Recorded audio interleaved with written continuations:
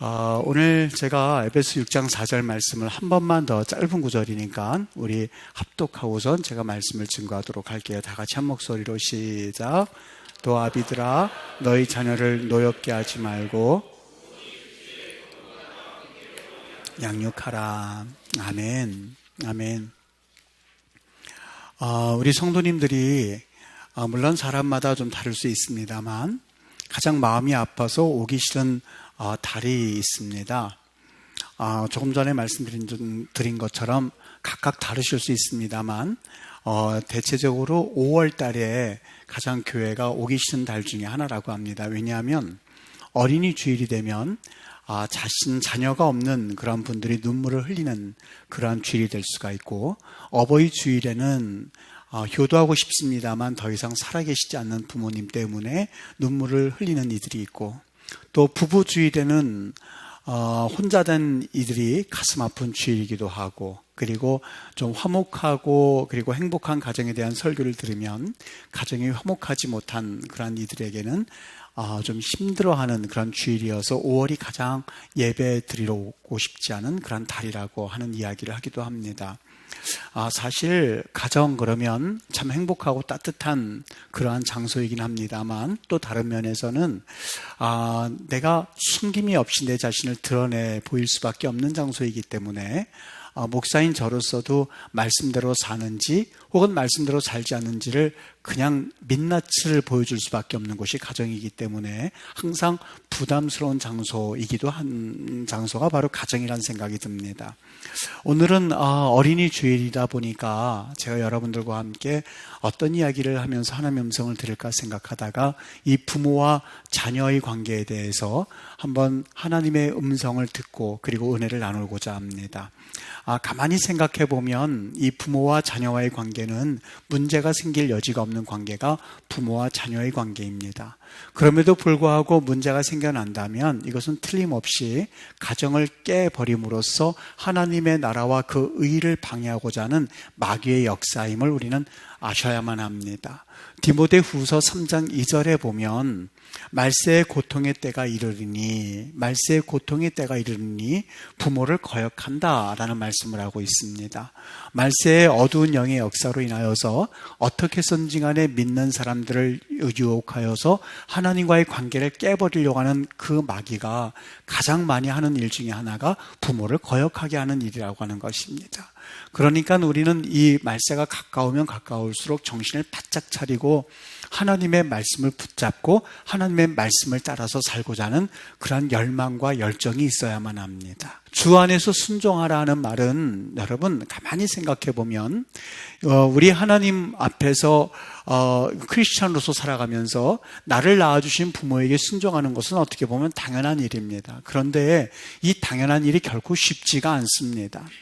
성경에서 만일 이것이 쉬운 일이었다면 부모에게 순종하라라고 명령을 했을 리가 없지요. 부모에게 순종하라라고 하는 것은 우리는 애시당초 우리의 영적 아버지가 되시는 그 하나님 아버지께서 선악과를 따먹지 말아라라고 말씀하셨음에도 불구하고 그 말씀에 순종하지 못하고 그 선악과를 따먹은 그러한 조상의 후손들입니다. 당연히 우리 안에는 부모에게 순종하고 하나님께 순종하는 것이 당연하다는 것을 알면서도 불구하고 마치 선악과를 따먹었던 하와의 모습처럼 내 안에는 하나님께 순종하지 아니하고 부모에게 순종하지 않으려고 하는 죄성이 있다는 것을 우리는 인정하실 수 있으셔야만 합니다. 그러니까 당연히 주 안에서 순종하라라고 하는 말씀은 우리 의지를 가지고서는 이 말씀에 순종하는 것이 힘듭니다. 그것이 불가능합니다. 그러니까 주님을 의지할 수밖에 없습니다라는 고백이 담겨져 있는 것이 바로 주 안에서 순종하라라는 말씀의 의미입니다. 여러분, 부모에게 순종하는 일만 어렵습니까? 그렇지 않습니다. 오늘 말씀처럼 자녀를 주의 교훈과 훈계로 양육하여라 라는 말씀은 어떻습니까? 이 말씀도 똑같이 주 안에서 순종하라는 말씀과 동일한 맥락에서 우리는 이해를 하셔야만 합니다. 자녀를 주의 교훈과 훈계로 양육하기 위해서는 사실 우리의 인간의 의지를 가지고서는 이렇게 하는 것이 불가능합니다. 주의 자녀에게 훈계한다고 하면서 양육한다고 하면서 그 자녀들에게 상처를 준 예가 얼마나 많은지 모릅니다. 여러분, 매번 유학생 집회를 갈 때마다 제가 느끼고 오히려 배우고 오는 것이 하나가 있습니다. 문제 없는 사람들이 어디 있겠습니까마는 사실 유학생들에게도 문제가 있습니다. 그런데 물론 여러 가지 종류의 문제들이 그들에게는 있죠. 학업의 문제도 있고 재정의 문제도 있고 환경의 문제도 있습니다만 정작 중요한 문제는 학업의 문제가 아닙니다. 환경의 문제도 아닙니다. 그리고 재정의 문제도 아닙니다. 그러한 문제는 사실상 열심히 노력하기만 하면 어느 정도 극복될 수 있는 문제입니다. 그런데 그 자녀들에게 있어서 한 가지 계속해서 따라오는 문제가 하나가 있는데 그것은 바로 마음의 상처에서 비롯이 되었는데 그 마음의 상처는 친구에게서 받을 수도 있고 선생님에게서도 받을 수 있고 그리고 내 환경에 있는 그런 사람들에서 받을 수 있습니다만 무엇보다도 가장 많이 상처를 받는 것이 부모라고 하는 것이었습니다. 그 부모로부터 받은 상처는 그것이 어느 정도 내 안에서 차곡차곡 쌓여져 있다가 그동안 부모와 함께 있을 때는 행하지 못했었던 일들을 유학생활, 이제는 부모로부터 자유하고 그리고 부모가 나를 어느 정도 이제는 간섭하는 것에서부터는 자유하다고 생각하는 그들에게서 터져나오기 시작합니다. 그리고 그 쌓였던 것이 분노였다는 것을 느끼게 되는데 처음 그들을 접할 때는요, 마치 벽을 보고 이야기하는 것처럼 전혀 어떤 동질감을 느낄 수가 없었습니다. 근데 시간이 지나면서 그들의 말을 털어놓으면서 울기 시작하고 그것이 막 터져나오면서부터 부모로부터 받은 상처를 이야기하는 것을 볼 때에 무슨 생각이 드냐면 과연 한국에 계신 저 자녀들의 부모님들은 이 자녀들이 부모로 인해서 그토록 마음 아파하고 힘들어하고 있다는 것을 과연 알고는 있을까라는 생각이 들기 시작했던 거예요. 그 이야기를 듣다 보면 얼마나 가슴이 철렁 내려왔는지 모릅니다. 과연 이 귀한 자녀들의 부모가 그 사실을 알고 있을까라는 사실뿐만이 아니라 나는 과연 부모로서 내 자녀들에게 이런 상처를 준 적은 없었는가? 라고 하는 질문 때문에 그렇습니다. 여러분들은 혹 잊으셨을지는 모르겠습니다만 여러분들의 말 한마디, 여러분들의 행동 하나로 인해서 받았을 자녀들의 상처가 얼마나 큰지, 그래서 여기서 말하는 주의 교훈과 훈계로 양육하라 라고 하는 그 말씀의 의미는 우리의 의지를 가지고서는 할 수 없다는 이야기예요. 내 의지를 가지고서는 자녀들을 양육하고 훈계할 수 없다고 하는 거예요. 어떻게 해요?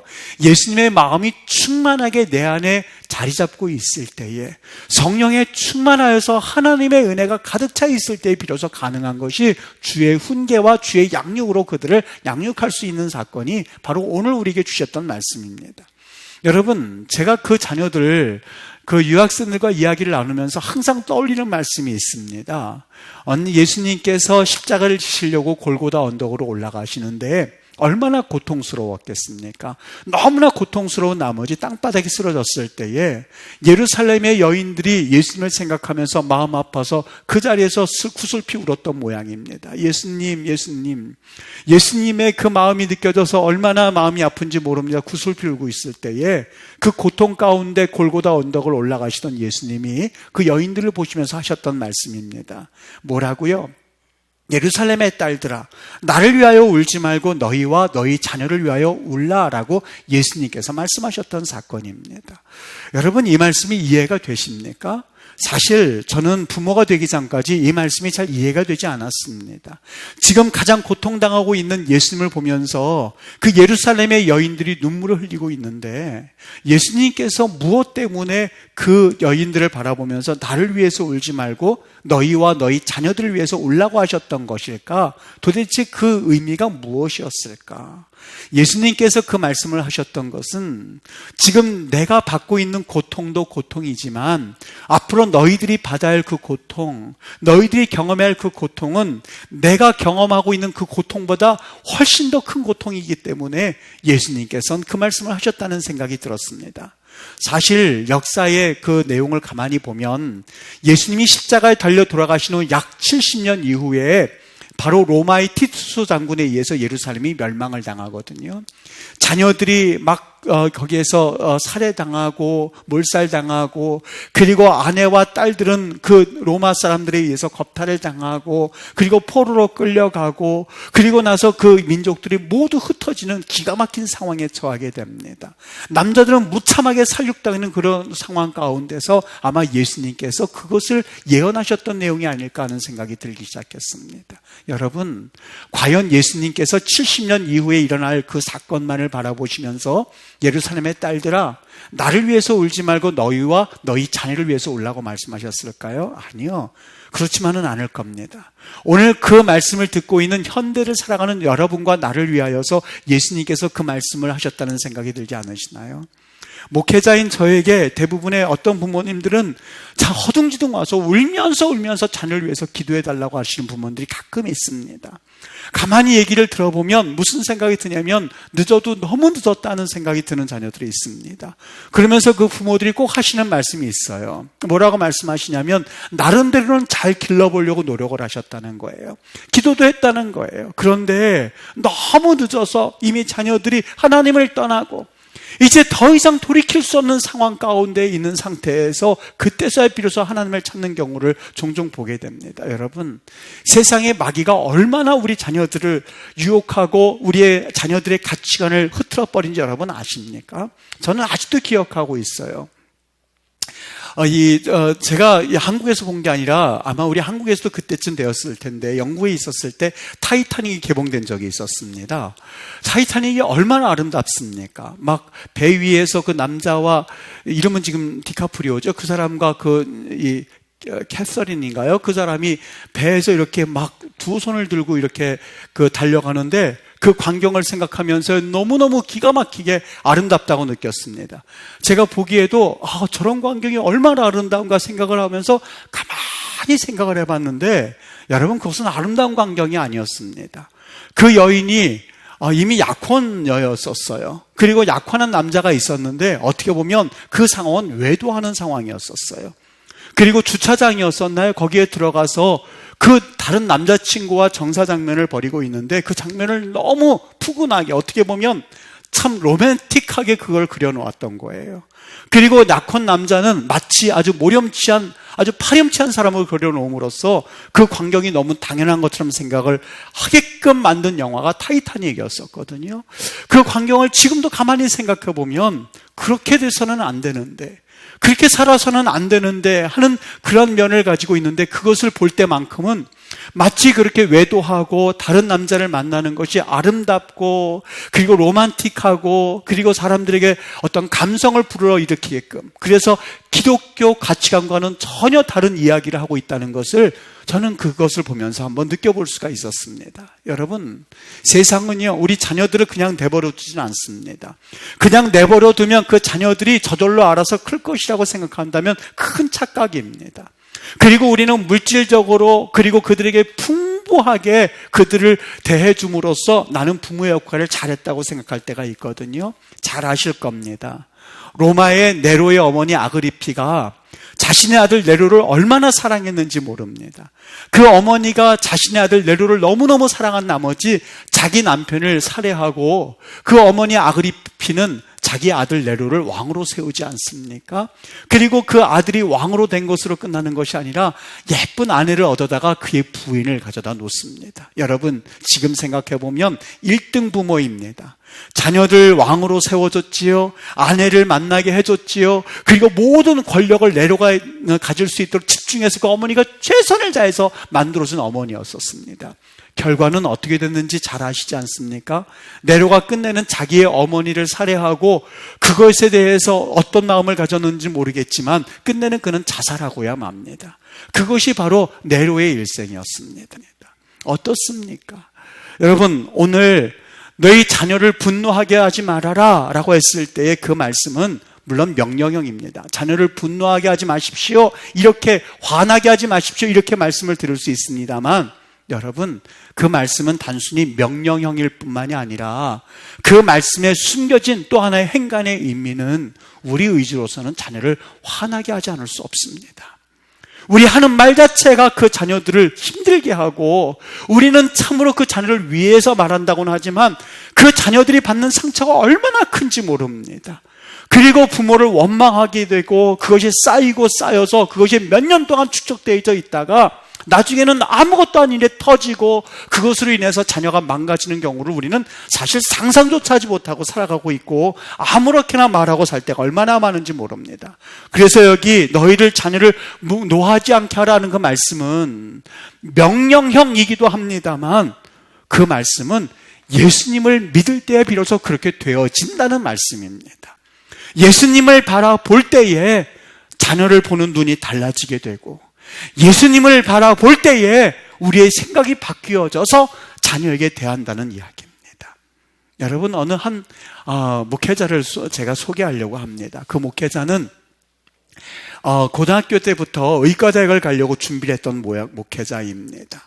나름대로는 자기는 철저하게 준비해서 의과대학을 가기로 작정을 했는데 공부를 하다 보니까 은혜를 받게 되죠. 그리고 나서 그 부모님과 상의하고 그가 신학대학을 가게 되었습니다. 신학대학을 가서 나름대로는 열심히 목회자의 길을 걸려고 하였지만 그 신학대학의 내용이 아마 그에게는 실망을 주었던 것 같습니다. 자기가 생각했었던 신학대학의 어떤 그 감성, 그리고 신학대학의 분위기가 없는 것을 보고 나서는 그때부터 자기 자신의 삶을 원망하기 시작합니다. 그리고 나서 점점 삐뚤어 나가기 시작하는데 자신이 목사가 되기로 결심했던 것을 후회하면서 그 삶을 보내게 되었었던 것이죠. 그러다가 1학년 마치고 그는 군대를 가게 됩니다. 자기가 이제는 목사의 길을 가지 않겠노라고, 자신은 절대 길을 가지 않겠노라고 생각을 하다가 군대를 제대하고 이제 다시 집으로 돌아오게 되었는데, 집에서 마침 기도하는 그의 어머니를 발견하게 됩니다. 그의 어머니의 기도 내용은 참 간단했습니다. 하나님, 저희 자녀가 주의 은혜를 경험하고 회개함으로 돌이키게 하여 주시옵소서. 하나님을 위해서 살게 해 주시옵소서.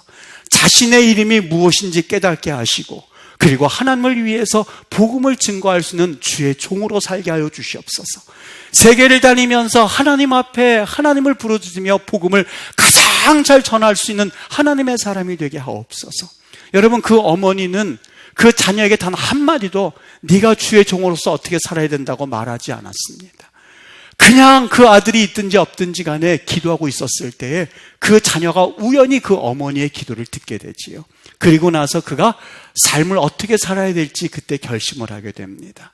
지금은 목회자로서 잘 하나님 앞에 헌신되어서 살아가는 목회자가 된 사람의 간증입니다. 여러분, 어떻게 보면 내가 한 번 더 자녀에게 관심을 가지고, 그리고 내가 조금 더 그 자녀에게 대해서 내 마음을 쏟게 되면 그 자녀가 나름대로는 훌륭하게 될 수 있겠지라고 하면서 우리는 최선을 다하지만 과연 그럴까요?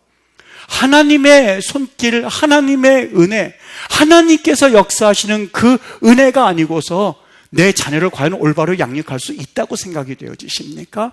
하나님 앞에서 어떤 눈을 가지고 바라보느냐라고 하는 것이 그 자녀의 삶을 얼마나 다르게 바꿀 수 있다고 하는 것을 모른 채 우리는 내 열심을 가지고 자녀를 대할 때가 얼마나 많은지 모릅니다.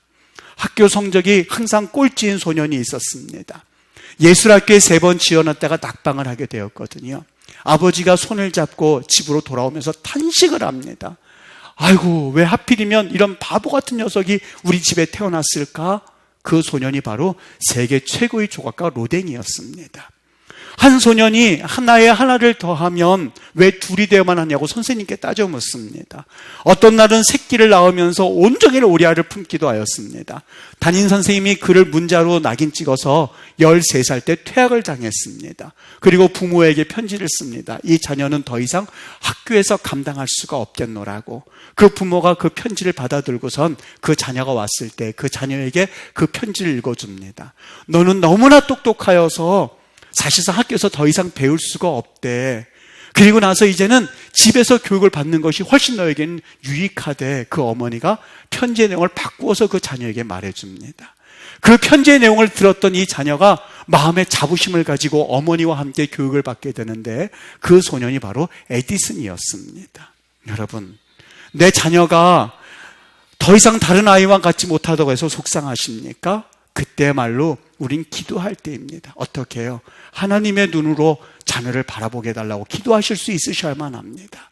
단순히 예배 한번 드려라, 기도해라, 성경 읽어라 잔소리가 아니라 하나님 앞에서 성령의 은혜를 경험한 부모들이 예수님의 마음을 품고 자녀를 보실 수 있으셔야만 합니다.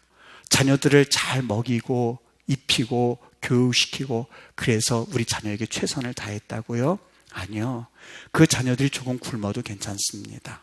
조금 못 입어도 괜찮습니다. 우리가 정말 필요한 것은 주의 훈계와 주의 양육입니다. 그런데 주의 훈계와 양육은 절대로 우리의 뜻을 가지고서는 가능하지가 않습니다. 좋은 부모라고 하는 것은 기도하는 아버지, 좋은 부모라고 하는 것은 기도하는 어머니입니다. 수로보니게 여인이 귀신 들린 딸을 위하여서 개 취급을 받고 있음에도 불구하고 하나님, 주님, 나에게 상에서 떨어진 부스러기를 먹는 개와도 좋사오니 그런 개도 그렇게 부스러기를 먹사오니 나에게 그런 은혜를 주십시오 라고 하는 우리 주님을 바라보는 열망이 있었기에 그 딸은 살려내지 않았습니까? 우리 가정 가운데 어떤 저주가 흘러나오고 있습니까?